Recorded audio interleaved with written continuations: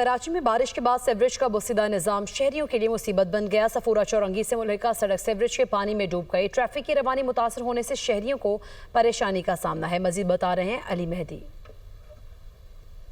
हाँ जी बिल्कुल, शहर में सीवरेज का बोसीदा निज़ाम और Karachi water and sewerage board की नाअहली शहरियों के लिए बड़ी मुसीबत बन गई है।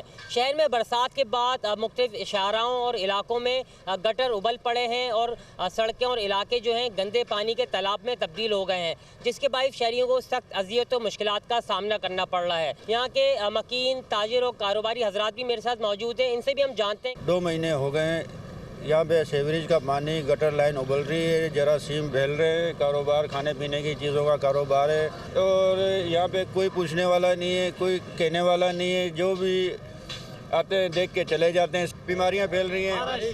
जी, आपने मकीनों की गुफ्तगू सुनी, वो इस तमाम तर सूरत हाल पर सख्त तशवीश का इजहार कर रहे हैं। उनका कहना है कि Karachi water and sewerage board और दीगर मुतल्लिका इदारों की जानिब से निकासी आप के लिए ताहल कोई इक़दाम नहीं किया गया है। जी।